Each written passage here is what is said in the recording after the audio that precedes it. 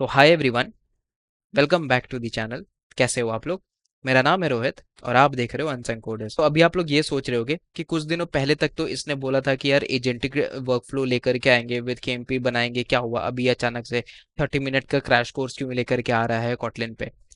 तो यार मैं है ना प्रोजेक्ट बिल्ड कर रहा था एंड बिल्ड करते वक्त मुझे ये चीज़ रियलाइज हुई दैट मैं है ना बीच बीच में आपको ये भी बोल रहा हूँ कि भाई आप यहाँ पे रिव्यू करो इस कोड को, that what exactly it is written. तो मुझे ऐसा लगा, लाइक देखो मैं पर्सनली जानता हूँ कि मुझे मैंने क्या फेस किया, ठीक है? तो मैं अपने पर्सनल एक्सपीरियंस से बता रहा हूँ। तो मेरे इस क्रैश कोर्स को लाने के पीछे का सबसे बड़ा रीजन यही है, so that you understand the basics. क्योंकि अगर आपको बेसिक्स नहीं पता है तो आप कहीं पे भी सर्वाइव नहीं कर पाओगे। बिकॉज ऐसा थोड़ा है ना कि एजेंट सब कुछ करके दे देगा, but at the end review तो आपको ही करना है। तो अगर आप रिव्यू नहीं कर पाओगे तो दैट डजेंट मेक सेंस। तो मैं यहाँ पे क्या कर रहा हूँ कि जितने भी टॉपिक्स है ना कॉटलिन में, उसके छोटे छोटे मैं यहाँ पे स्निपेट्स के साथ आपको थोड़ा बहुत डिस्क्रिप्शन दे रहा हूँ। तो इससे क्या होगा कि आपका माइंड भी वो चीज़ जो है वो ग्रास्प कर लेगी एंड वहां से क्या होगा कि आप लोगों को चीज़ें समझ में आ जाएंगी एंड थोड़ा सा रिवाइज हो जाएगा। तो एंड जब वो हम एजेंटिक वर्कफ्लो को देखेंगे तो वहां पे आप लोगों को चीज़ें और समझ में आ जाएंगी। And this Kotlin is not just for the that agentic development. हम यार बेसिकली इसको कभी भी पढ़ सकते हैं। अगर आपका कल को जाकर के टेस्ट है, अगर आपका कहीं पे भी इंटरव्यू है, तो वो भी आप जाकर के इसको देख सकते हो। तो चलो बंधुओं, शुरू करते हैं। सबसे पहले आता है व्हाट इज Kotlin। तो Kotlin is nothing but a modern statically typed programming language that runs on the JVM। ठीक है, अब बहुत आसान भाषा में आपको समझाऊं तो Kotlin is nothing but एक upgraded version of the Java समझ लो, and both runs on JVM। ठीक है, इसके अलावा Kotlin also compiles to JavaScript and native code, and इसीलिए हम लोग इसको फॉर एंड्रॉइड के लिए यूज तो करते ही हैं, साथ में Kotlin multi platform and compose multi platform के लिए भी यूज करते हैं। So that is about Kotlin। Next चलते हैं हम लोग वैल वर्सेस वैल। अब आपको पता है किसी भी वेरिएबल को डिक्लेयर करने से पहले हम लोग उसके पीछे एक कीवर्ड लगाते हैं, दैट इज वैर है कि वैल है। देखो हम लोग है ना, अगर आप जनरल प्रोग्रामिंग लैंग्वेजेस पे जाओगे लाइक C++, जावा, ये सब में हम लोग क्या लिखते हैं? फॉर एग्जाम्पल अगर किसी को भी आपको वेरिएबल बनानी है तो यू राइट इंट स्ट्रिंग, ऐसा करके हम लोग उसका कीवर्ड लगाते हैं। But in this case we only use var और वैल। अब इन दोनों के बीच में डिफरेंस क्या होता है? सबसे पहले वैल, वैल इज इम्यूटेबल। आपको एक चीज हमेशा ध्यान रखनी है कि Kotlin ऑलवेज प्रेफर इम्यूटेबिलिटी। तो इसीलिए जब भी हम लोग कोई भी वेरिएबल बनाते हैं तो कोशिश करते हैं कि वो इम्यूटेबल ही हो। ठीक है, अगर आपको एक्सप्लिसिटली जब तक वेरिएबल को चेंज नहीं करना हो तो हम लोग वैर का यूज नहीं करते हैं। तो वैल इज इम्यूटेबल मतलब इसकी वैल्यू आप बाद पे चेंज नहीं कर सकते हो। पर अगर आपका वैर है तो उसका जो वैल्यू है वो आप बाद में चेंज कर सकते हो। जैसे फॉर एग्जांपल आपका मान लो वैल नेम अलाइस है, अब ये इम्यूटेबल है, इसको हम चेंज नहीं कर सकते। बट अगर मान लो मेरा एज है 25, अब यहाँ पे चेंज कर देते हो 26, तो इसका आप कंबाइन करोगे तो क्या हो जाएगा? Alice is 26 years old, because आपने यहाँ पे वैल्यू को चेंज किया है। तो इसका एक और एग्जांपल देखो, जैसे पाई है 3.14, तो हम क्या लिखते हैं? जनरली वैल लिखेंगे। वाई? बिकॉज आपको पता है कि 3.14 एक कांस्टेंट है एंड आई डोंट वांट कि कभी आगे जा करके ये प्रोग्राम में चेंज हो जाए, बिकॉज ये it is not a good sign, right? तो इसलिए हम लोग यहाँ पे इसको वैल पाई इक्वल टू 3.14 लिखते हैं। नेक्स्ट है डेटा टाइप्स। अब देखो डेटा टाइप्स है ना बहुत तरीके के होते हैं, जैसे स्ट्रिंग हो गया, इंट हो गया, लॉन्ग हो गया, डबल, फ्लोट, बूलियन। तो डेटा टाइप्स हम एक्सप्लिसिटली डिफाइन करते हैं किसी भी वेरिएबल को कि किस टाइप का है वो, क्या वो स्ट्रिंग है, क्या वो इंट है, क्या वो बूलियन है, एटसेट्रा। अब वैसे तो अगर आप Kotlin में डायरेक्टली भी असाइन कर दोगे ना बिना स्ट्रिंग लिखे हुए, तो भी वो समझ जाएगा कि यहाँ पे पर्टिकुलरली स्ट्रिंग की बात हो रही है और उसका data type automatically string assign हो जाएगी। बट अगर आपको किसी के लिए स्पेसिफिक चाहिए कि नहीं भाई मुझे चाहिए कि मेरा मैसेज जो है हमेशा स्ट्रिंग ही रहे, तो ऐसा हम लोग बेसिकली तब करते हैं जब आप लोग डेटा क्लासेस वगैरह बनाओगे ना, वहां पे इस चीज का बहुत ज्यादा यूज होता है कि हम लोग वहां पे डेटा टाइप्स को डिफाइन करते हैं। तो इसलिए यहाँ पे आप जब हमें स्पेशली जरूरत पड़ती है कि नहीं मेरे को इस वेरिएबल को स्पेसिफिकली मेरे को इंट ही बनाना है, तो हम लोग उसको इंट मतलब उसको डिफाइन करते हैं एक्सप्लिसिटली कि यस दिस इज इंट। तो आप देख सकते हो this is string, count, price, is active, letter, etcetera. Next आ जाओ which is the four and functions. देखो काफी लोगों ने फंक्शंस ऑलरेडी पढ़ रखे हैं एंड यहाँ पे भी फंक्शन जो उतने टफ नहीं है, बस यहाँ पे जो सिंटेक्स है वो थोड़ा चेंज हो जाता है। तो functions is basically Kotlins are declared with the fun keyword. जब भी हम फंक्शंस को डिफाइन करते हैं Kotlin, we use function greet, name, string and string, and यहाँ पे हम लोग कर देते हैं रिटर्न। या फिर आप यहाँ फंक्शन के अंदर कुछ अगर आप रिटर्न टाइप नहीं लेते हो तो आप डायरेक्टली कुछ भी वहां उसके अंदर डिफाइन कर सकते हो। अगर आपका सिंगल एक्सप्रेशन फंक्शन है तो आप सिंपली उसको बिना ब्रैकेट्स खोले हुए भी काम कर सकते हो। अगर आपका डिफॉल्ट आर्ग्यूमेंट्स उसमें डाल रहा है तो आप उसमें ये भी लिख सकते हो a of type int b of type int equals to 1 and that is equals to a multiplied by b. तो ऐसे करके हमारा फंक्शंस जो है वो काम करता है। This is particularly about the syntax. तो यहाँ पे सबसे पहले फंक्शन कीवर्ड है, पैरामीटर्स आते हैं, रिटर्न टाइप आप डाल सकते हो एंड इसके अंदर अपन को डिफॉल्ट आर्ग्यूमेंट्स भी डालने पड़ते हैं अगर आपका नेसेसिटी हुआ तो। जैसे हम लोग जब प्रोजेक्ट बिल्ड करेंगे ना तो उसमें देखना क्लाउड जो है वो बहुत स्पेसिफिकली आर्ग्यूमेंट्स वगैरह पास करेगा, तो उस समय पे ये चीजें ध्यान रखना। नेक्स्ट आ जाओ which is 5 and null safety. अब देखो कॉटलिन का सबसे बड़ा बेनिफिट क्या है पता है यूज करने का? Null safety out of the box देती है। एंड जहां तक हम लोगों ने पढ़ा है ना, जितना भी कॉटलिन मल्टी प्लेटफॉर्म, अगर आप मेरी केस स्टडीज देखोगे वहां पे एक चीज मैंने बार बार बोली है कि पीपल बेसिकली स्विच बिकॉज यहाँ पे यार काफी हाई स्कोप है नल सेफ्टी का। ठीक है, आपको एक्सप्लिसिटली चेक्स नहीं लगाना पड़ता है एंड यहाँ पे सब कुछ कंपाइल टाइम पे ही हो जाता है। तो Kotlin eliminates null point exceptions at the compile time. ठीक है, जैसे फॉर एग्जांपल यहाँ पे जो ना आपने मान लो यहाँ पे लिखा where name is equals to string, तो where name of type string is equals to Alice, तो this can not be null, correct. But अगर आपने यहाँ पे नलेबल बनाया है दैट मीन्स अब आप लोगों को एट द कंपाइल टाइम इसको सेफली कॉल करना पड़ेगा, अदरवाइज वो वहां पे आपको कंपाइल टाइम पे एरर दे देगी।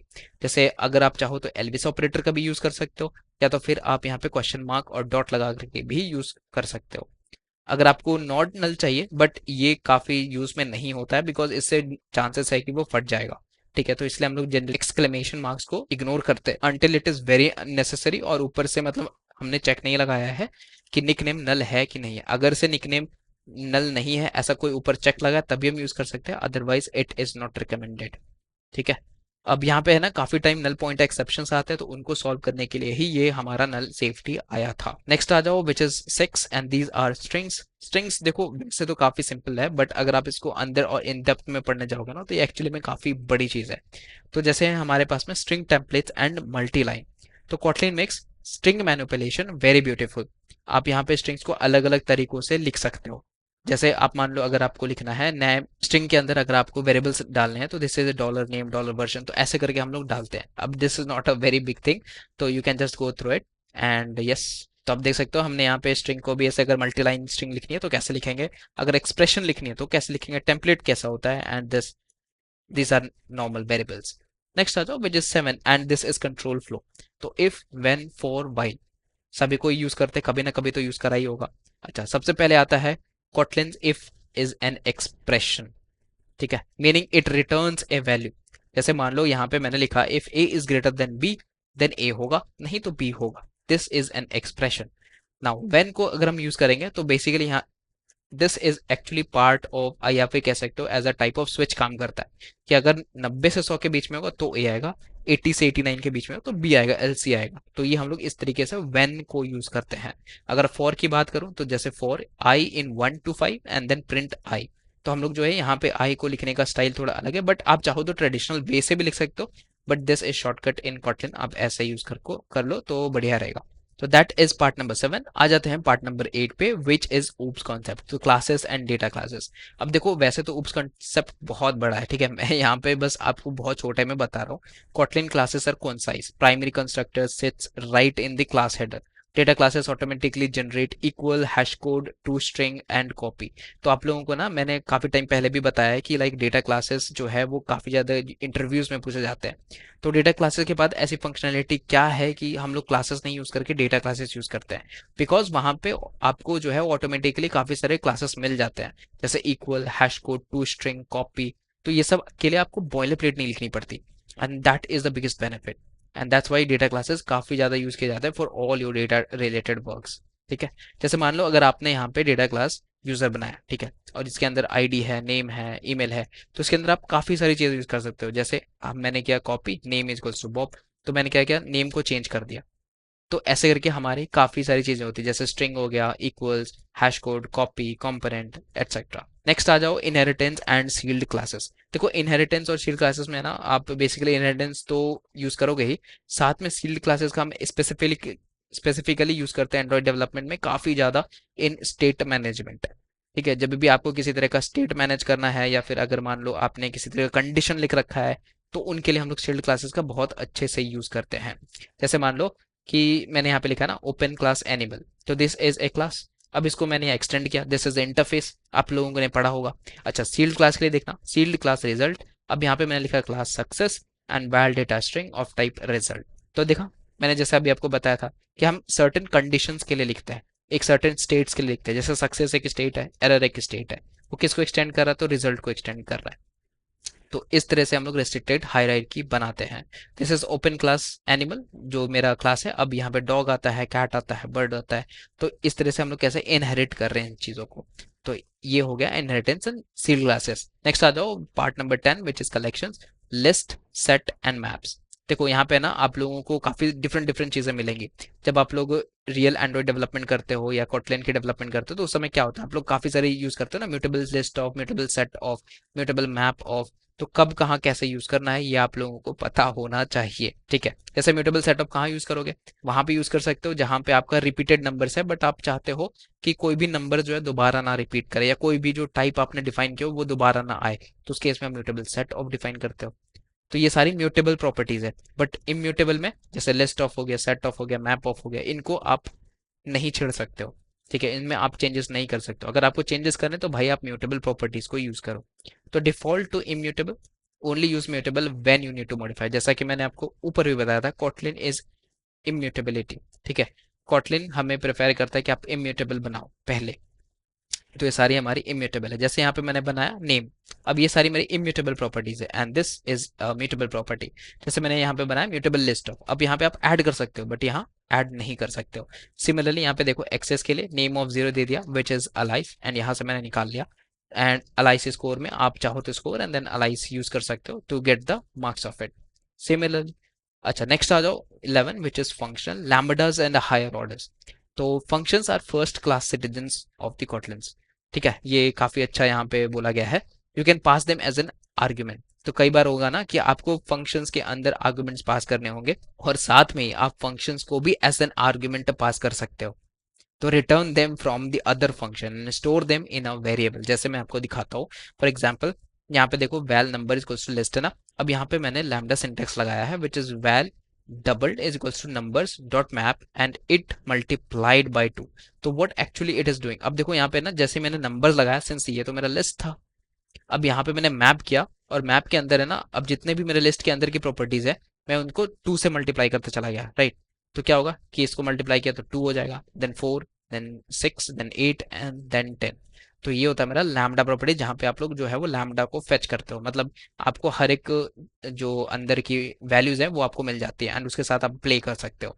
तो ये हो जाता है मेरा लैम्डा सिंटेक्स। नेक्स्ट है फिल्टर एंड चेन। देखो यहाँ पे फिल्टर एंड चेन का बेसिक मतलब यही है कि आप मल्टीपल ऑपरेशंस परफॉर्म कर सकते हो on the same list of हो गया या कुछ भी आप यहाँ पे डिफाइन करते हो। तो जैसे यहाँ पे नंबर्स हैं, डॉट पहले आपने फिल्टर किया, देन मैप किया, देन यहाँ पे रिड्यूस कर दिया। तो ये सारी चीजें हम लोग यूज करते हैं in both filter and chain. अच्छा नेक्स्ट है मेरा हायर ऑर्डर फंक्शंस। आप देखो यहाँ पे ना आप फंक्शंस पास कर रहे हो, this is op and function and it is basically returning you an int. तो ये हो गया ऑप ए कॉमा बी। तो जैसा कि मैंने आपको बोला था कि आप जो है वो फंक्शन के अंदर भी फंक्शन पास कर सकते हो, that is the beauty of Kotlin. तो ये सारी चीजें जब आएंगी तो यार देख करके भड़क मत जाना कि भाई ये क्या लिख रहा है क्लाउड। तो yes, this is actually happens and that's what it is writing. अच्छा नेक्स्ट आ जाओ 12 पे which is extension function, one of the most loved and one of the most beautiful things I ever had and I ever used in Kotlin.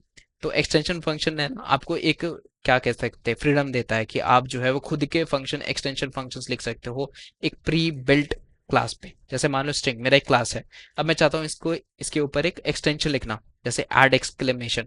तो मैंने यहाँ पे लिखा string this plus exclamation.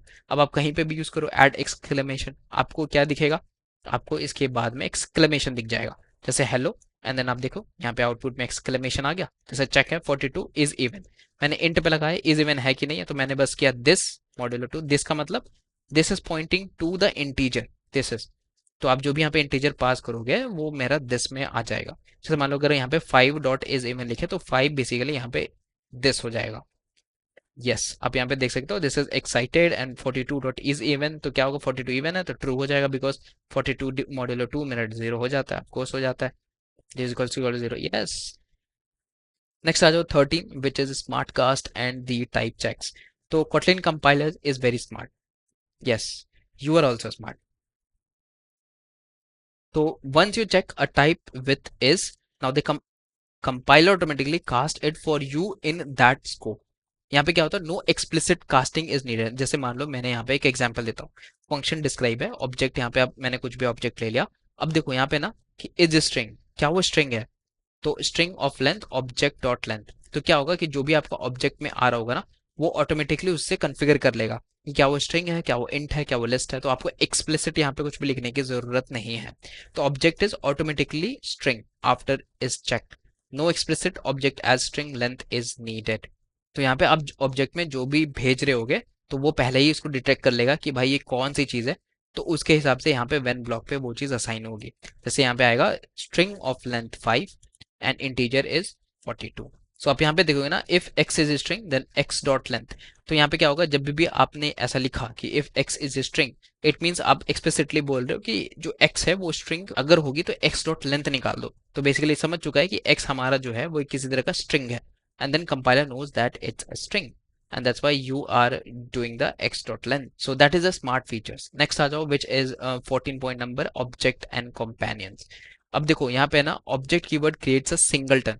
तो हम लोग ऑब्जेक्ट काफी टाइम यूज करते हैं। फॉर एग्जांपल अगर आपको कहीं से भी मतलब एक्सेस करनी होती है, सबसे बेस्ट थिंग है कि ऑब्जेक्ट्स को आप कहीं से भी कॉल कर सकते हो। अगर मान लो 2-3 फाइल बाद लिखी है या फिर बाद में कहीं पे कोड में लिखा है, तो आप उसको डायरेक्टली एक्सेस कर पाते हो, बिकॉज आपको पता है कि हम जब भी क्लास के ऑब्जेक्ट्स बनाते हैं तो उसको कहीं से भी एक्सेस कर सकते हैं। तो object keyword creates a singleton and a class with only one instance. तो इसका कोई इंस्टेंस बस एक ही होता है। Companion objects inside a class gives you static like members. तो यहाँ पे क्या होगा, unlike the Java static, companion objects are real objects and can implement the interface too. जैसे मैं आपको दिखाता हूँ, फॉर एग्जांपल मेरा यहाँ ऑब्जेक्ट डेटाबेस है, मैंने लिखा। अब यहाँ पे देखो कंपेनियन ऑब्जेक्ट है ना, स्टैटिक लाइक मेंबर है। तो बेसिकली क्या है ना, क्लास यूजर, एंड इसके अंदर मैंने लिया val name of type string. यहाँ पे मैंने लगाया कंपेनियन ऑब्जेक्ट और यहाँ पे लगाया क्रिएट गेस्ट, और यहाँ पे देखो मैंने यूज किया यूजर को और इधर पे मैंने डाल दिया गेस्ट। तो दिस इज यूजर एंड इसके अंदर एक मैंने वैल्यू डाला विच इज द कंपेनियन ऑब्जेक्ट। तो बेसिकली कंपेनियन ऑब्जेक्ट को हम तब यूज करते हैं जब आप लोगों को सेम क्लास के अंदर आपको कुछ वैल्यूज डालनी होती है। तो ये होता है मेरा कंपेनियन ऑब्जेक्ट, मतलब हेल्पिंग ऑब्जेक्ट। अच्छा नेक्स्ट आ जाओ यूसेज में। जैसे मैंने बोला डेटाबेस डॉट कनेक्ट, तो ये मेरा ऑब्जेक्ट डेटाबेस था, इसको मैंने किया कनेक्ट। और दूसरा में जो मेरा गेस्ट है इसको to user dot create guest. तो जैसे ना मेरा यूजर आ गया which is user and dot create the guest which is this guest. तो बेसिकली क्या किया, यूजर का एक नाम बनाया विच इज गेस्ट और ये इसको असाइन कर दिया। तो ये था मेरा सिंपली ऑब्जेक्ट एंड कंपेनियंस। तो ये भी आएगा यार कंपेनियन ऑब्जेक्ट काफी टाइम, तो please make sure to you remember this. Next आ जाओ 15 विच इज स्कोप फंक्शंस। अब स्कोप फंक्शंस यार है ना काफी ज्यादा यहाँ पे पूछा जाता है इंटरव्यूज में, एंड ये मेरे को लगता है काफी ज्यादा अच्छी चीज है सीखने को।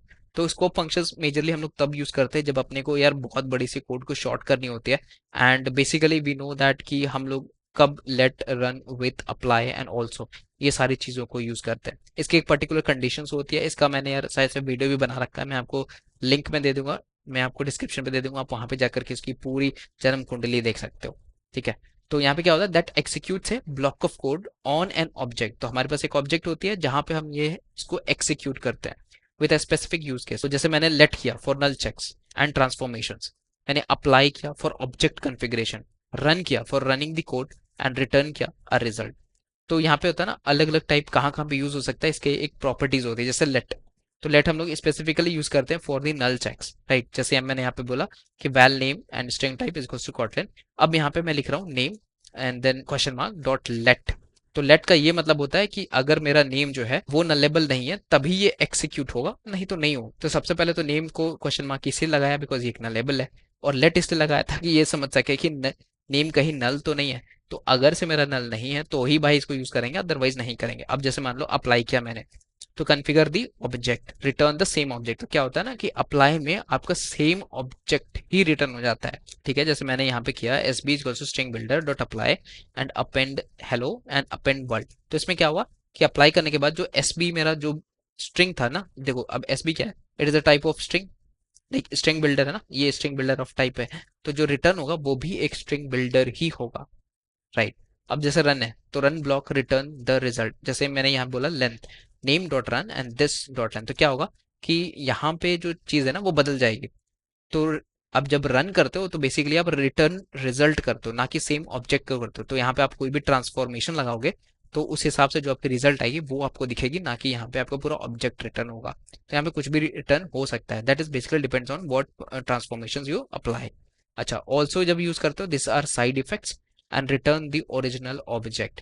जैसे मैंने बोला mutable list of 1 dot also it dot add 2, तो ये क्या करेगा, सिंस ये म्यूटेबल लिस्ट है तो वही आपको वापस से रिटर्न कर देगा।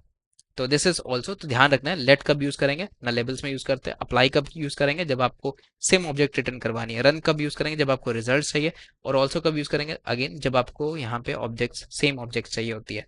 ठीक है, तो ये था एक छोटा सा definition. This is let which is transforms nullable values, run the code and return the lambda results, apply configure the object and return the object itself, and also side effects and return the original object। next आ जाओ which is 16 and this is one of the coolest topic and some of the अब hardest topic भी बोल सकते हो क्योंकि काफी लोगों को ये चीज समझ में नहीं आती है। तो मैंने ना कोरोटीन्स पे पूरा यार 1.5 घंटे की वीडियो बना रखी है, उसमें यार एक एक चीज आपको समझाया है, कैंसलेशन से लेकर के पूरा एक एक चीज समझाया है। आप वहां पे जाकर के उसको देख सकते हो, मैं इसका भी लिंक आपको डिस्क्रिप्शन में दे दूंगा, वहां आप जाकर के चेकआउट कर लो। ठीक है, बाकी यहाँ पे मैं आपको थोड़ा सा समझा देता हूँ। तो coroutine is nothing but a suspendable computation that lets you write concurrent code and in a sequential style. Coroutines can run in concurrency with other coroutines and potentially in parallel. तो ये जो आप डेफिनेशन देख रहे हो ना, ये actually में डेफिनेशन 3 पार्ट्स में है। तो ये 3 पार्ट्स को मैंने वहां पे बहुत एक्यूरेटली डिफाइन किया है। आपको देख करके बस एक 3 लाइन का लग रहा होगा, बट इसके अंदर का एक एक लाइन का बहुत डीप मीनिंग है। जैसे सस्पेंडेबल कंप्यूटेशन, इसका क्या मतलब है, इसका ये मतलब है कि आप कोई भी फंक्शन जब क्रिएट करते हो ना, जैसे मान लो यहाँ पे फंक्शन है, इसके बाहर में आप सस्पेंड लगाते हो, मतलब वो जो फंक्शन है वो एक तरह से सस्पेंड की जा सकती है।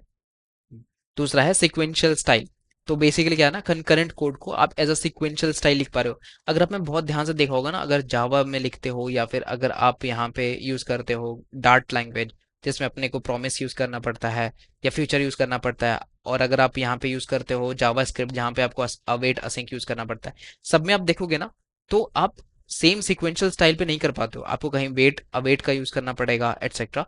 तो वो चीज मेरी सीक्वेंस तोड़ देती है। जैसे आप यहाँ पे देखोगे सस्पेंड फंक्शन, ये क्या है, ये पूरा का पूरा एक सिक्वेंशियल फंक्शन था, आपने बस यहाँ पे सस्पेंड लगा दिया। तो वही चीज है कि मतलब आप सिक्वेंशियल स्टाइल में लिखते हो एंड जस्ट आपको एक सस्पेंड का कीवर्ड लगाना पड़ता है, यही इसका मेजर इंपॉर्टेंट मीनिंग होता है।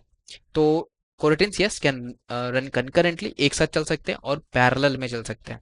ठीक है, आपको लाखों करोड़ों कोरोटिन्स एक साथ चल सकते हैं and there are like threads also. तो थ्रेड्स और कोरोटीन सेम नहीं होते भाई, एक चीज बहुत ध्यान से देखना, ये चीज मैंने वहां पे बहुत क्लियरली समझाया है। तो make sure you check that out क्योंकि काफी आपको हेल्प करेगा इंटरव्यूज वगैरह में भी। सो यस, तो यहाँ पे जैसे एग्जांपल दिखाता हूँ, जैसे सस्पेंड फंक्शन फेच डेटा है, this is a delay which we have kept it like this is a non blocking wait since हमने यहाँ पे यूज किया है सस्पेंड का। एंड देन यहाँ पे यूज कर रहा है देखो main and then run blocking, भाई गलती से भी रन ब्लॉकिंग का यूज मत करना। रन कैचिंग यूज कर सकते हो, रन ब्लॉकिंग का यूज मत करना, बिकॉज ये क्या करता है ना, आपको थ्रेड को ब्लॉक करके वहां से शुरू कर देती है हमारी कोरोटीन्स, दैट इज नॉट गुड। तो हम लोग प्रोडक्शन पे कोशिश करते हैं कि रन ब्लॉकिंग का यूज नहीं करें, ना के बराबर। ठीक है, तो वाई कोरोटीन्स, तो थ्रेड से ना काफी एक्सपेंसिव होते हैं, राइट। तो कोरोटीन्स जो है लाइट वेट होते हैं बहुत ज्यादा, आपके थाउजेंड्स एंड थाउजेंड्स ऑफ कोरोटीन्स एक साथ डिस्पैच हो सकते हैं एंड वो काम कर सकते हैं, जब जिसका रिजल्ट आया तब उसको कोरोटीन्स को वापस असाइन कर सकते हैं एटसेट्रा। तो perfect for network calls, database operations and any IO work. तो there are different types of कि आप कैसे कोरोटीन्स को लॉन्च कर सकते हो, like these are launch, async, delay and suspend. तो इस पे भी बहुत अच्छे क्वेश्चंस है कि मान लो लॉन्च और असिंक में क्या डिफरेंस है एटसेट्रा। तो ये सारी चीजें मैंने वहां पे की हुई है, आप वहां पे जाके देख सकते हो। नेक्स्ट आप देख सकते हो लेट इनिट एंड लेजी। तो lateinit lets you declare a non null variable without initializing it immediately. तो you promise to initialize it before use, but lazy defers initialization until the value is first accessed and catches the result. तो both are essential for Android and dependency injection patterns. तो क्या होता है ना, देखो जब आप लेट इनिट डिफाइन करते हो तो आप एक्सप्लिसिटली कंपाइलर को बोल रहे हो कि भाई जो मैंने यहाँ पे लेट इनिट लिख रखा है ना, वो मैं कहीं ना कहीं आगे जाकर के यूज करूंगा, तो तू अभी के लिए तो वेरिएबल बना ले।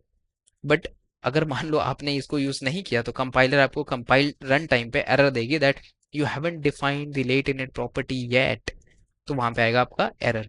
बट वही अगर आप लेजी यूज करते हो ना, तो this compute once on the first access, जैसे यहाँ पे मैंने लिखा है heavy object of type heavy object by lazy and this is println and this is a heavy object. कोई भी यहाँ पे ऑब्जेक्ट हो सकती है।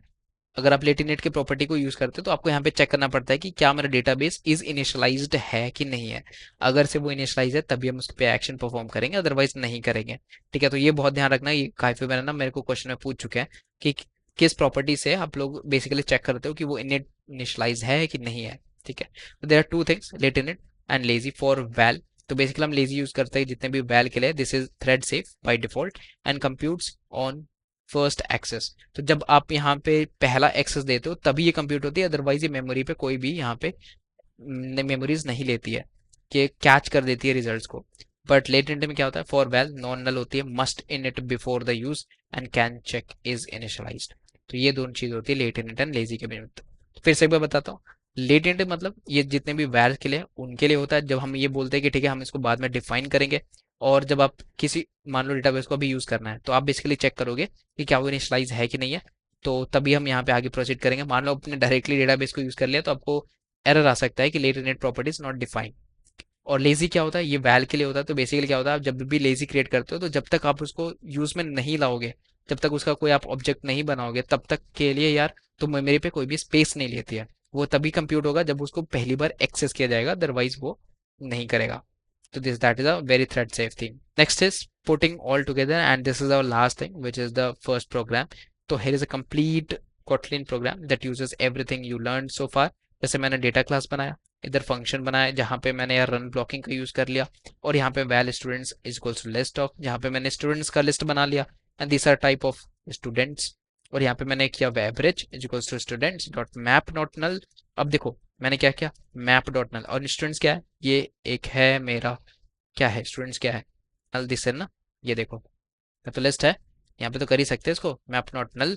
तो यहाँ पे 8 डॉट स्कोर के हिसाब से ये मैप कर देगा जिसको जिसको भी लाइक जो भी मेरा स्कोर है उसके हिसाब से, this is the score and print average. तो यहाँ पे आप एवरेज निकाल दो विच इज एवरेज।